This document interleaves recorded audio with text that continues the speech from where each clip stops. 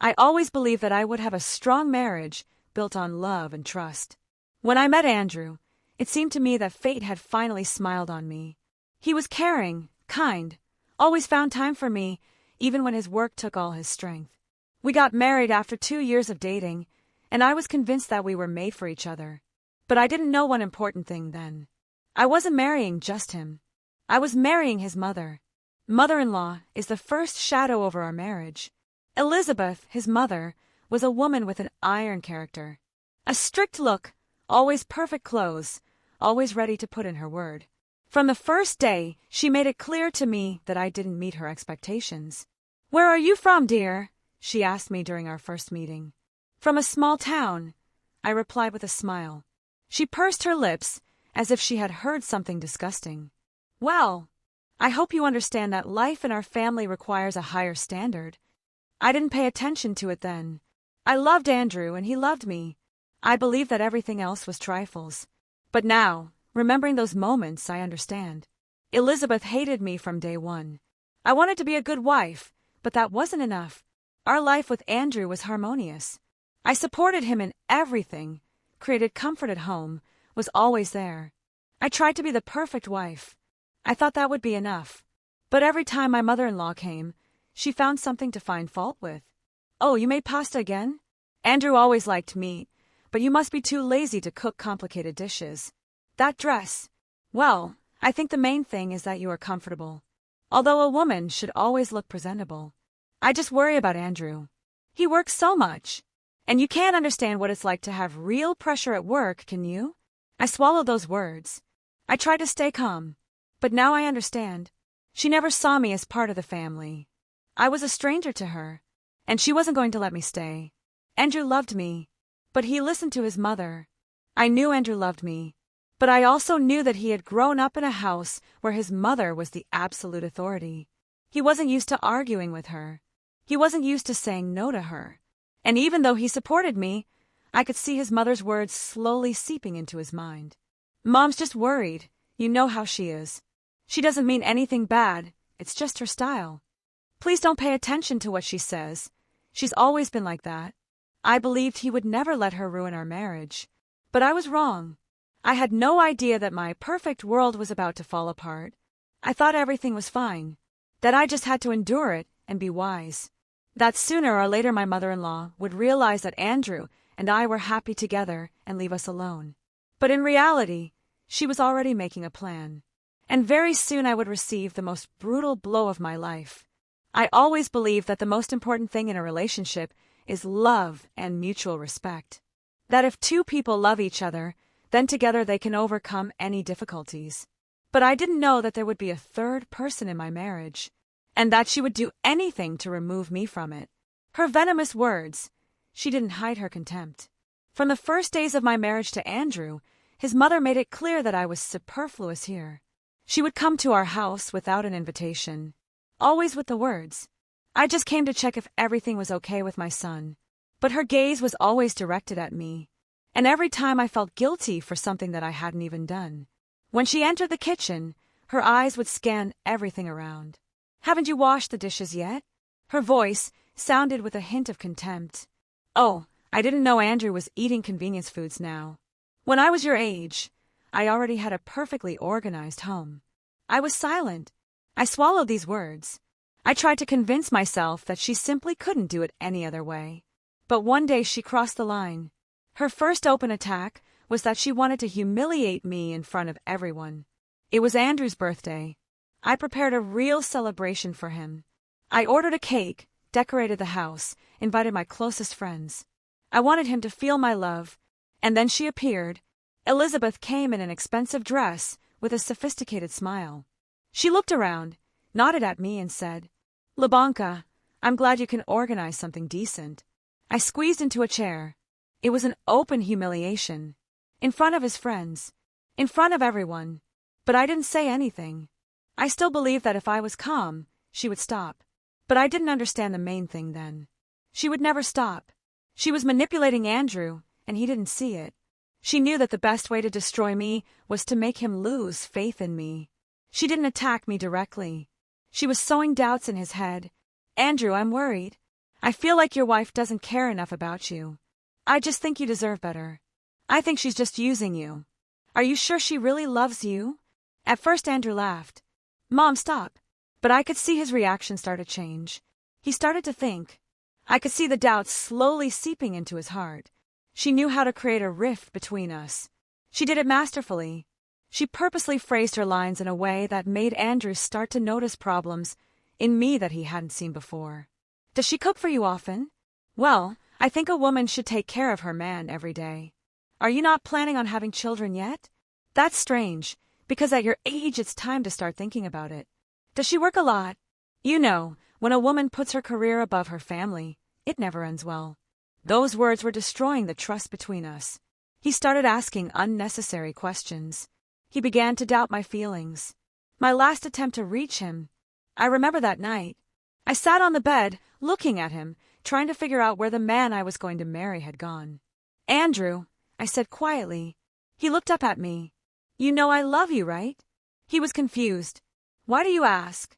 Because sometimes it seems like you trust your mother more than you trust me. He sighed, rubbing his face. She's just worried. She wants to destroy our marriage, and you don't see it. I said it for the first time. Straightforward. But instead of thinking about it, he got angry. You're just exaggerating. She only wants the best for me. Why are you reacting so strongly? It's just her character. I was scared. I realized that he no longer saw the truth, that his mind was already clouded by her words, and that very soon he would do something that I would never be able to recover from. I didn't know yet that her plan was almost complete. I thought there was still time, that something could still be changed. But the reality was different, because while I was trying to save our marriage, my mother-in-law had already convinced him that he had to leave me, and very soon I would hear the words that would change everything forever. I still hoped that everything would work out, that Andrew would come to his senses, that he would realize that his mother was simply poisoning our relationship. But every day he became different. He was no longer gentle. Now there was something cold in his eyes. He used to be able to hug me without even thinking about it, kiss me on the temple when he passed by, ask how my day was, just because he was interested. But now, everything had changed. He stopped touching me. He stopped noticing when I was upset. He stopped asking about my business. And if I tried to talk to him, he would just make fun of everything. You're just too sensitive, he would dismiss. What happened to you? Why do you take everything so personally? I didn't know what to say, because I saw the truth. He didn't want to put any effort into our relationship anymore, because somewhere deep down he had already made a different decision. His words had become venomous, and I knew where they came from. He had never said anything hurtful before, but now I began to hear words that I knew weren't his. They belonged to her. I don't know why you're so surprised. You always have such a mess in the kitchen. Honestly, I don't even understand how you're still holding on to your job. You know my mom always tells the truth. Maybe you're just too selfish sometimes. These were Elizabeth's words. I recognized her style. She didn't attack directly. She made her thoughts sound like they were coming from her son's mouth. But I couldn't prove it. I couldn't make him see it. He didn't listen to me anymore. He only listened to her. I tried to fight, but I felt like I was losing. I tried to talk to him, explain what was happening, but every time he just avoided talking. We don't need to talk about this. You're just making up problems. Maybe you should relax a little. And the most painful thing, why do you always try to put my mom in a bad light? Then I realized he couldn't see reality anymore. His mind was completely taken over by it. He started to distance himself, and I knew something was going to happen soon. He started coming home from work later. He spent less time at home. We hardly spoke. I could feel him slowly but surely moving away from me, as if preparing me for what was to come.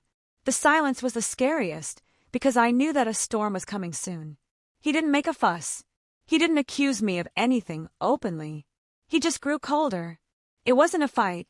It was the slow death of our marriage, and there was nothing I could do about it, because the fight was already lost. I didn't know that in a few days he would come home and say the words that would destroy everything.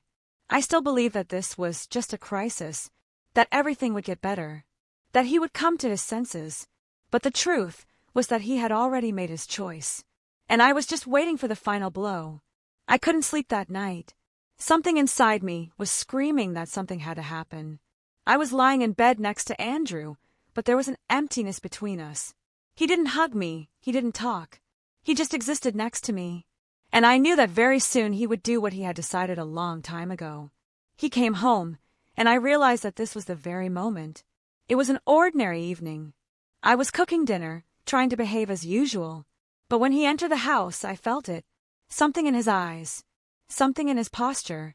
I knew this would be the last conversation. He hung up his coat silently, sighed heavily, and turned to me. I put down the spoon I was holding in my hands and met his gaze. "We need to talk," he said. His voice was cold. He wasn't hesitating anymore. "I've been thinking a lot," he began, not even sitting down. And I realized that it's not working. I felt something freeze inside me, but I forced myself to stay calm. "What exactly isn't working, Andrew?" He looked away. "Our marriage." Those two words knocked the air out of me. I felt the ground begin to shake beneath my feet, but I didn't let myself fall. "My mother was right." His words became poison. "My mother always said that you and I weren't right for each other. She doesn't think you support me the way a wife should. She sees that I've changed, and I know she was right." I took a breath and exhaled. "She told you to leave me?" He faltered. "No." I smiled. "Liar." His eyes lit up with anger. "Don't call me that." "Why? Does the truth hurt?" He didn't answer. "Because we both knew I was right." I started laughing because I didn't feel pain anymore. At first I felt despair, then anger. But then I suddenly felt absolute clarity. I looked at him, and I no longer saw the man I once loved. Standing in front of me was only a weakling hiding behind his mother's skirt. And I felt funny. I laughed. Not hysterically, not nervously, but sincerely. His reaction, he didn't expect me not to beg him to stay. "Are you crazy?" he asked, irritated. "No, Andrew." I shook my head slowly. "I just finally realized who you really are." He sighed and softened his voice.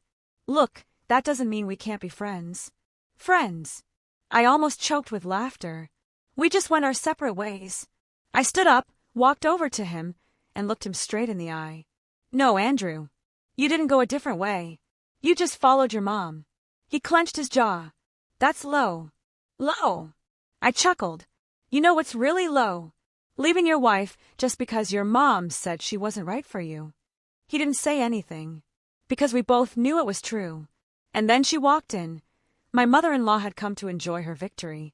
I didn't know she was there, but when the door opened, I knew it was her plan. She wanted to be there when he said those words to me. She wanted to see me fall apart.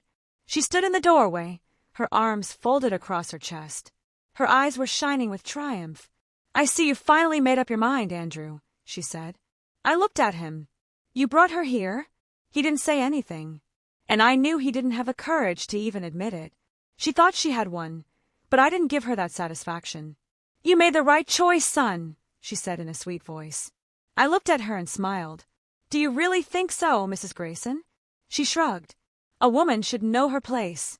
I raised a mocking eyebrow. "Oh, I know my place, but I wonder if you'll be able to say the same in a year." Her smile faded a little. "What do you mean?" I moved closer to her. "You're used to controlling your son's life. But there's one problem." "What's the problem?" I smiled.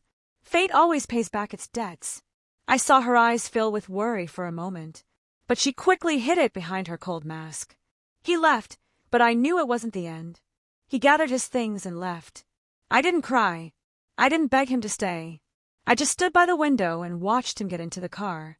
I knew that now he thought he had won, that he had gone to a better life, but he had no idea what awaited him, because I was no longer a weak woman who would endure humiliation.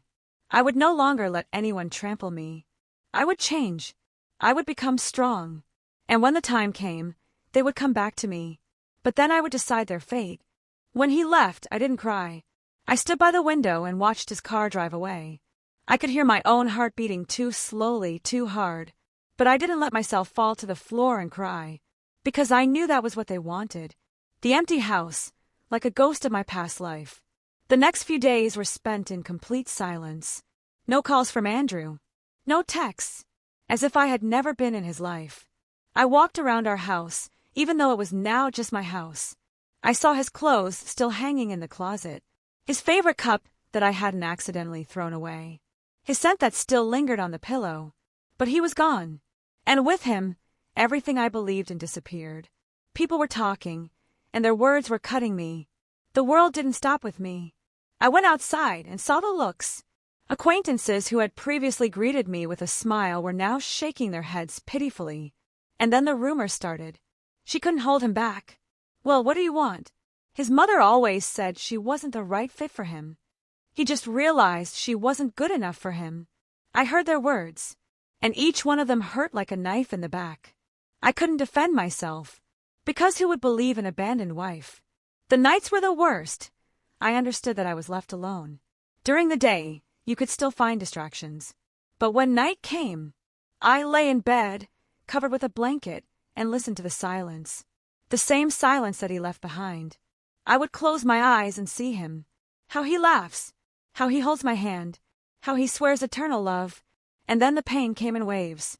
I felt like I was suffocating. That this emptiness would never go away. That I would never be happy again. But one day something changed. I could no longer live in this pain. 2 weeks passed. I couldn't find the strength to even get out of bed. I missed a few days at work. My phone was bursting with messages from friends, but I didn't answer. I disappeared. And at that moment, when I was on the verge, I looked at myself in the mirror. I saw the woman they wanted to break. I remembered my mother-in-law standing at the door, smiling. As Andrew coldly told me, my mother was right. And something inside me exploded. I was no longer a victim. I decided I was going to fight. I got out of bed. I went to the bathroom, washed my face, and looked at myself again. This was my rock bottom. But I knew that rock bottom was a place to bounce back from.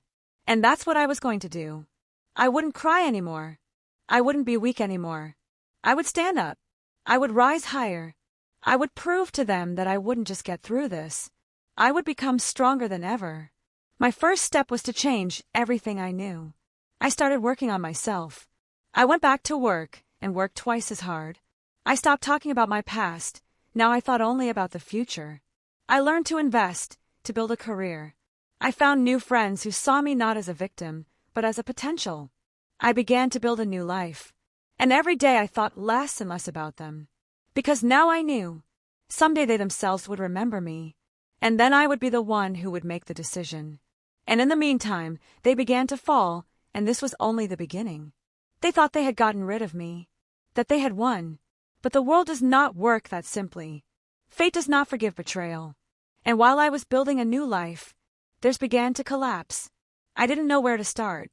I had never built a life from scratch. But now I had no choice. I no longer had a husband to support me. I had no family to lean on. I was alone. But this time it didn't scare me anymore. The first thing I did was destroy everything that connected me to the past. I removed everything that reminded me of him from the house. I took his books off the shelves. I gathered his things that he forgot to take away. I deleted all the photos from my phone. And when I closed the box with his past, I felt relief. That was the first step. Now I could move on. I made myself invisible to those who wanted to see me destroyed. I knew they were watching me. That the people who whispered behind my back were waiting for me to finally fall. That my mother-in-law was probably telling everyone that I would achieve nothing without Andrew. But they were wrong. I would not just survive. I would rise higher than they could have imagined. My plan was to build a career that would make me invincible. I started working twice as hard. I took on more projects. I learned new things. I spent days and nights developing my skills. And with each passing month, I felt myself becoming a different person. More confident. Stronger. More dangerous to those who betrayed me. Because now I was not just recovering. I was preparing for my triumph. My first big win was doing something they didn't expect. One day I got a new job. It was a big paycheck. It was influence. It was something they thought I would never get. I signed the contract and left the office, knowing that this was just the beginning. And they didn't even know they had already lost. Meanwhile, their lives began to fall apart. Andrew thought he had moved on to a better life. But I had heard rumors. I knew his new relationship wasn't as perfect as he wanted it to be. I knew his mother was starting to lose her influence. Her business wasn't doing as well as it used to. Her acquaintances no longer saw her as the strong woman she wanted to appear. Everything she had built up over the years started to crumble, and that was just the beginning. I felt that soon they would return to me of their own accord. I knew that their problems would only grow, that soon they would face difficulties that they would not be able to solve on their own, that they would realize that they no longer had power over this world. And then they would remember me. And that would be the moment I had been waiting for. Because then I would decide their fate. While I was building my new life, they didn't even suspect that their world was starting to fall apart. They thought they had won, that they had gotten rid of me, that I had disappeared. But the truth was different, because I was no longer weak, and they were no longer invincible. Andrew's problem is that he's not so sure of himself anymore. When he left, he was at the top. He thought he had found a better life, that he could easily replace me. But after a few months, things started to go wrong. His new woman was not what he imagined. I didn't look for news about him, but I found out the truth anyway. He was with another woman, rich, influential, but she didn't love him. She didn't support him like I did. She didn't believe in him. She was just using him. And very soon he realized it. His life had become a trap. Now he lived in a world where he no longer had control. His new wife dictated to him. He lost his financial stability. He lost his self-confidence. His friends began to distance themselves from him. His work affairs were no longer going well. He realized that his mother had ruined everything. But now it was too late. His mother, her empire began to crumble. Elizabeth had always been a strong woman. She believed that she controlled everything and everyone, that her word was law. But the world doesn't work that simply. And just when she thought she had destroyed me, her own world began to crumble. She lost her money, and with it, everything. Her business was no longer profitable. Her partners were turning away. Her status in society no longer meant anything. And those she considered friends had disappeared, because she was no longer useful. She was no longer as strong as everyone thought. And that scared her, because she had always believed she would never find herself in such a situation. And that was when they both realized the most important thing. They had destroyed the person who could have saved them. They had thrown me out. They had done everything they could to make me disappear from their lives. And now they needed me, and they had no way out. It was a normal day. I was sitting in my office, finishing another project. Life was calm, orderly. I didn't think about them anymore. I didn't remember them. They were part of the past that I had left behind. But fate had other plans. The phone rang. I glanced at the screen, and I felt everything inside me tighten. A name I never thought I would see again. Elizabeth, my mother-in-law, the woman who destroyed my marriage, the woman who convinced her son that I wasn't right for him, the woman who kicked me out of their lives. And now she was calling me. I stared at the phone for a long time. Part of me wanted to ignore it, but another part, I wanted to know what had made her reach out to me. I pressed answer. "Hello, honey." Her voice was so fake. I felt anger well up inside me. "You called the wrong address," I replied coldly. She laughed as if nothing had happened. "It's been so long since we spoke. How are you?" "Great," I said, hoping it would be over soon. But she didn't back down. "I'm so sorry we lost touch. I've always worried about you, you know." I almost laughed. Worried? The woman who did everything to destroy me? I decided I'd let her tell me why she was calling. "Why are you calling, Elizabeth?" She was silent for a second, and then she said quietly, "We have a problem." I already knew it would be a plea for help. Their world was falling apart. I knew it, and now they were turning to the one they had once thrown out. I leaned back in my chair and smiled contentedly. "What kind of problem exactly?" She sighed. "The business. It's in crisis. We've lost a lot of money." "Oh, really?" I feigned surprise. "Yes. And Andrew. He's not in the best position either." I could almost hear her gritting her teeth as she said it. She hated asking me for help, but she had no choice. I enjoyed her humiliation, but I wanted to hear more. "Well," I paused. "And how can I help?" I heard her swallow. She knew I was in charge of this conversation now. "You're in a good position now." "Really? You said I'd never achieve anything." I could almost feel her clenching the phone in anger. She ignored me. "I was thinking Maybe you could help us. What exactly? We don't have investors, and we need connections to rebuild. I smiled. And you're talking to me? She was silent. I could tell she hated every second of this call. She'd spent years trying to destroy me, and now she was humiliating herself in front of me. And it was the best feeling in the world. I never thought this day would come, that the woman who did everything to ruin my life would stand before me with folded hands, as if pleading. But fate is a funny thing. Sometimes it knows how to repay debts much more painfully than we can imagine. She wanted to meet in person, and I agreed.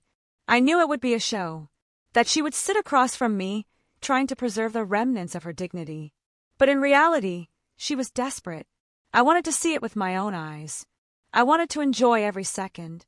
So I agreed, meeting at an expensive restaurant, but she no longer looked like a queen.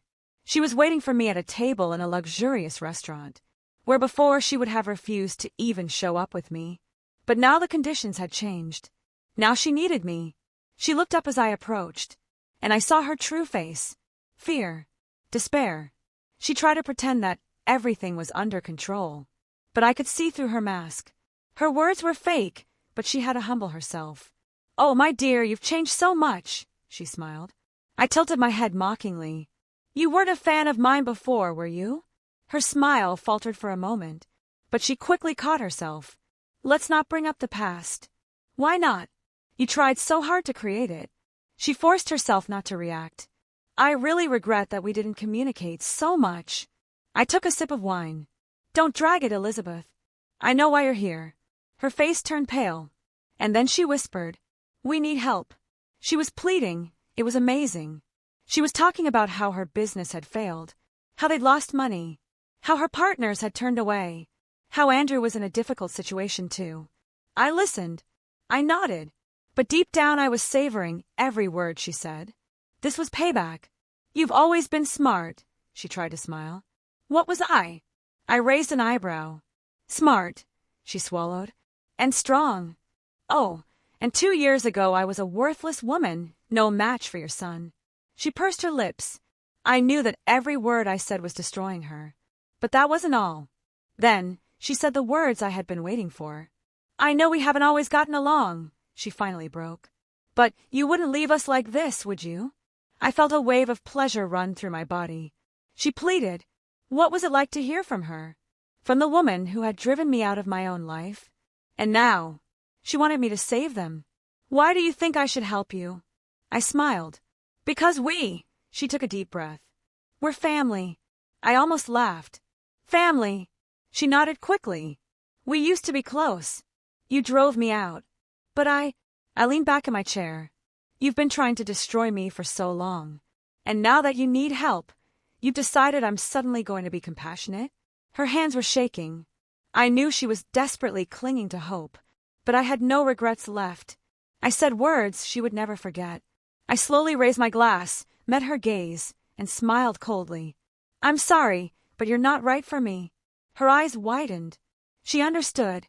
They were the same words her son had once said to me. Now she felt their power on her. I stood up, picked up my purse, and turned away. "Good afternoon, Elizabeth." She sat there, stunned. Suddenly, she had nothing more to say. Because this time I was the one who was leaving. I thought this was the end, that I would never hear from them again. That after that meeting, Elizabeth would finally understand that there was nothing more between us. But I was wrong. Because she couldn't believe that I had really turned her down. She went back to him, to her son, and brought him news that changed everything. Andrew learned that I was no longer his victim. He didn't think about me. He thought I had disappeared, that I would remain an ordinary woman who would never achieve anything, that after the divorce I would fall into a depression and never get up again. But he was wrong. And when his mother told him the truth, he was shocked. "What do you mean she turned me down?" He looked at her as if she had said something impossible. Elizabeth pursed her lips. She said we weren't right for her. "She what?" He rose to his feet, startled. "You mean she's successful, Andrew. She's not the woman you left." He exhaled sharply. His eyes narrowed. I don't believe it. But he knew it was true. For the first time in a year, he thought about me. He sat staring into space. He remembered how I had been. How I had supported him. How I had loved him. How I had believed in him even when he didn't believe in himself. And now he knew the terrible truth. I was no longer there. I no longer loved him. And now I was so much taller than him. Has she changed? He couldn't accept it. Elizabeth looked at him angrily. What did you think? He didn't know what to say. His mother had always been sure that I couldn't do without him. But now she was as shocked as he was. Does she have money? Yes. Does she have influence? More than you do now. He clenched his fists. That's impossible. But he knew it was true. His first impulse was to contact me. His hands reached for the phone. He dialed my number. He looked at it. And he couldn't press call. Because he knew I wouldn't answer. I was no longer the woman who had been waiting for him. His life no longer made sense. His perfect life was over. His rich wife had left him. His business had collapsed. His mother had failed him for the first time. He was left alone. And only now did he realize what he had done. He realized the truth that had destroyed him. I survived without him. I became successful. I found my place in the world. I had built the life they didn't believe I could have. And when that realization hit him, he finally understood. He had lost the only person who truly loved him. And now I was beyond his reach. I thought this was the end. That they finally realized that I was no longer a part of their lives. That they would never dare to approach me again. But the people who once thought you were weak never want to accept that you are now stronger than them. He couldn't let me go. He couldn't accept the truth. And so he took the final step. He tried to win me back. His message. He was no longer the confident man he was. I received it late at night. I was sitting in my office, going through documents. And then the phone screen lit up. I glanced at it and his name. For a moment, I felt a strange sensation. Not pain. Not sadness. Just curiosity. What do you want, Andrew? I opened the message. Hi. I know I was a fool. I made a big mistake. Can we talk? I smiled. There it is. What was inevitable? He realized that his life was no longer worth living without me. And now he wanted to come back. But he was forever late. His calls. He was not going to give up. An hour later he called. I looked at the screen. And just watched him call. Once. 2.